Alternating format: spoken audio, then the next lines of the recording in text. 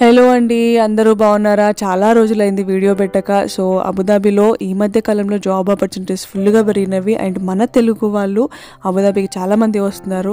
So వాళ్ళల్లో నాకు చాలా క్వశ్చన్స్ అడుగుతున్నారు అనమాట.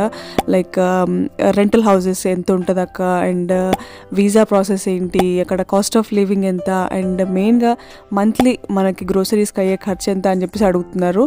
సో ఈ వీడియో ఎండ్ అయ్యేసరికి మీకు యావరేజ్గా ఒక మంత్కి మనకి గ్రోసరీస్కి అయ్యే ఖర్చు ఎంత అన్నది నేను అప్రాక్సిమేట్లీ నేను మీకు చూపిస్తాను.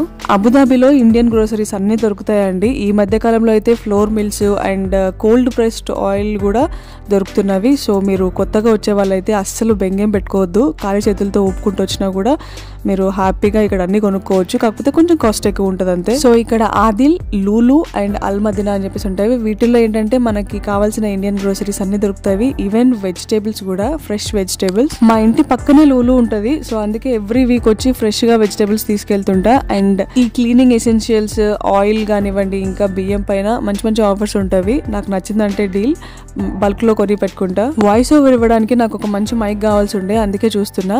ఇక్కడ గ్రోసరీస్ అనగానే ఓన్లీ గ్రోసరీసే కదండి, అన్ని ఐటమ్స్ దొరుకుతాయి. ఎలక్ట్రానిక్స్, బట్టలు, హోమ్ డెకరేటివ్ ఐటమ్స్, ఇట్లా వంట సామాన్లు, అబో వాట్ నాట్ ఎవ్రీథింగ్ దొరుకుతుందండి. కాకపోతే వంట సామాన్లు వచ్చేటప్పుడు కొంచెం మీకు కావాల్సినవి పట్టుకొని రండి, బేసిక్ థింగ్స్. ఇక్కడ స్టీల్ సామాన్లు కొనాలంటే పర్సు ఖాళీ అయిపోతుంది. ఇవన్నీ రైస్ బ్యాగ్స్ అండి. డిఫరెంట్ టైప్స్ ఆఫ్ రైస్ ఇక్కడ మనకు దొరుకుతుంది.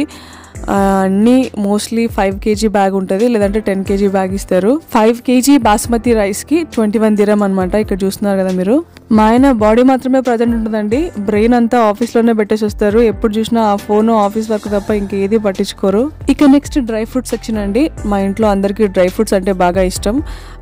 మంత్లీ ఇంత తీసుకుంటానని ఏం లేదు, ఎప్పుడైపోతే అప్పుడు తీసేసుకుంటాను.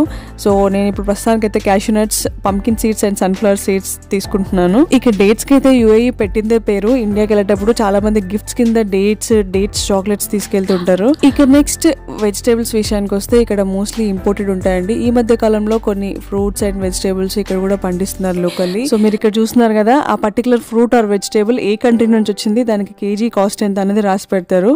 అండ్ ఈ కేజీ సీతాఫల పండ్లు 26 దిరం అంట. వామో, టూ మచ్ కాస్ట్. ఇంకా ఇప్పుడు మనకి మ్యాంగో సీజన్ వస్తుంది కదా, అప్పుడైతే కాస్ట్ మరీ ఎక్కువ ఉంటాయి మ్యాంగోస్. ఇండియన్ మ్యాంగోస్ కి ఎక్కువ డిమాండ్ ఉంటుంది ఇక్కడ. గున్నమ్మ సూపర్ మార్కెట్ కి వస్తే భలే ఎంజాయ్ చేస్తుంది. అన్ని వెజిటేబుల్స్ నేమ్ చెప్పుకుంటా, ఇంకా ర్యాండమ్ వెజిటేబుల్స్ అన్ని కవర్లు వేసుకొచ్చి తీసుకొచ్చి ఇస్తుంటది అనమాట మాకు. అండ్ నా బ్యాక్గ్రౌండ్ లో చూస్తున్నారు కదా ఎన్ని రకాల వంకాయలు ఉన్నవి. ఒక్కొక్కటి ఒక్కొక్క కంట్రీ నుంచి వచ్చినాయి అన్నమాట. నేనైతే mostly fruits and vegetables India నుంచి వచ్చినవే తీసుకుంటా. ఇంకా ఈ మధ్య కాలంలో యూఏఈలో పండిస్తున్నారు, ఆ వెజిటేబుల్స్ కూడా బాగా ఫ్రెష్ గా ఉంటవి, అవి తీసుకోవడానికి ట్రై చేస్తా.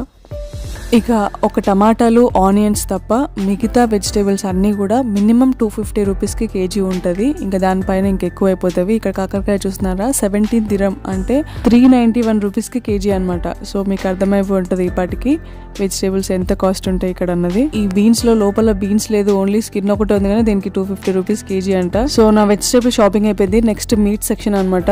మా ఆయనకి పాపం వీకెండ్ లోనే టైం దొరుకుతుంది కాబట్టి ప్రశాంతంగా కూర్చొని తిందామని ఏ చికెన్ ఫిష్ తీసుకుంటారు. చికెన్ ప్రైస్ అయితే ఎగ్జాక్ట్లీ డబుల్ ఉంటుందండి ఇండియాతో కంపేర్ చేస్తే. ఫిష్ కొంచెం నార్మల్ ప్రైజే ఉంటుంది అంటారు, అంటే ఇండియాలో ఇక్కడ సేమ్ ప్రైస్ ఉంటుంది అటు ఇటుగా అని అంటారు. ఇంకా మటన్ అయితే అమ్మో too much cost and taste అస్సలు బాగోదంట. ఇండియాలో మటనే బాగుంటుంది అని చెప్పేసి అంటారు. అందుకే మోస్ట్లీ చికెన్ ఆర్ ఫిష్ తీసుకుంటారు. సో ఇదనమాట నాన్ వెజ్ ముచ్చట్లు.